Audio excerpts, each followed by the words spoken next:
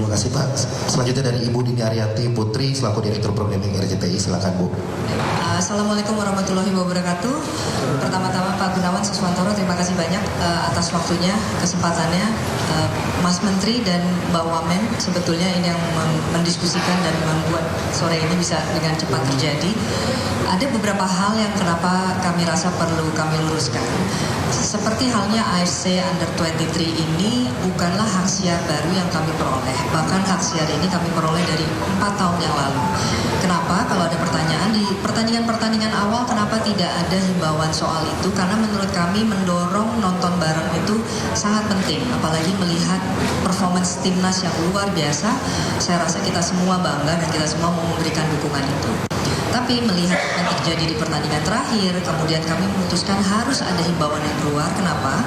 Karena di lapangan kami menemukan banyaknya kejadian di mana ada pihak-pihak tertentu yang menyalahgunakan dengan mengatasnamakan baik MNC maupun pihak lain, misalnya PSSI, di mana mereka menjual hak untuk melakukan nonton bareng ke mal-mal maupun ke sponsor tanpa memiliki atau mendapatkan persetujuan langsung dari MNC sebagai pemilik hak siar.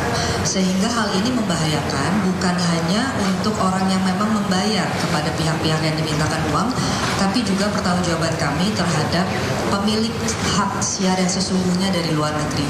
Sebagai contoh, saya izin Pak Gunawan, memang ini harus kami munculkan dan ini sudah kami diskusikan dengan teman-teman di PSSI.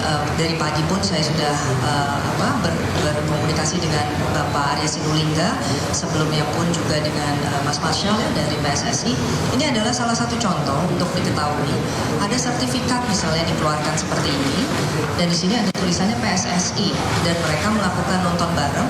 Setelah kami cek ternyata tidak ada, karena PSSI pun sangat comply sejauh ini. Setiap kali bahkan membuat nonton bareng yang sifatnya internal hanya untuk keperluan internal, mereka comply dengan surat meminta izin secara resmi karena tahu hak siar ini sesuatu yang harus kami pertanggungjawabkan kepada pemilik hak siar aslinya dari luar negeri, termasuk juga terhadap pihak AFC.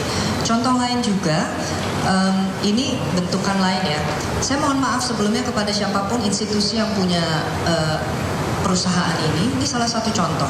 Nonton bareng Indonesia dengan dikenakan masuk Rp35.000 per orang.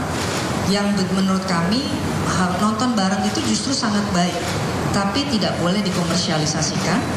Karena kalau akan dikomersialisasikan mereka harus kembali kepada kami, karena kami juga ada kerjasama sponsor-sponsor tertentu dan kami harus kembali lagi mempertanggungjawabkan ini kepada pihak pemberi hak siar ataupun pada AFC.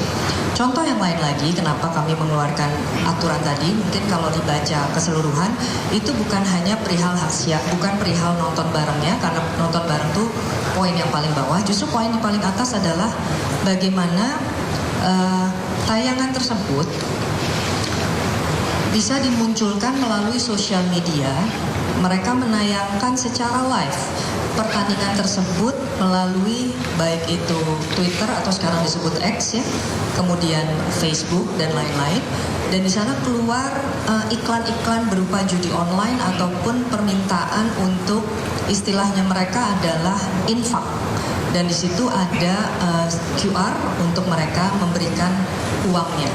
Karena keadaan tersebut, kami merasa harus sesegera mungkin mengeluarkan informasi tersebut supaya tidak merugikan lebih banyak lagi pihak, sehingga di sini pun kami sampaikan permintaan untuk nonton bareng itu sifatnya adalah gratis. Yang perlu dilakukan adalah mengajukan permintaannya supaya kami pun melaporkan ini kepada pihak pemberi hak siar kepada kami maupun AFC. Berapa titik di Indonesia yang melakukan nonton bareng? Berapa estimasi orang yang melakukan nonton bareng? Sehingga ini informasi-informasi yang penting untuk kami sampaikan. Saya rasa kami semua berharap Indonesia akan perform semakin baik dan kita juga harus belajar dan bersiap-siap. Karena suatu saat begitu Indonesia masuk ke Piala Dunia, aturan-aturan ini jauh lebih ketat dan kita harus menyampaikan ini dari sekarang. Saya rasa itu dari kami mengenai penjelasannya. Kalau ada yang mau ditanyakan silakan atau saya kembalikan ke Pak Gunawan Suwarsono. Terima kasih Pak.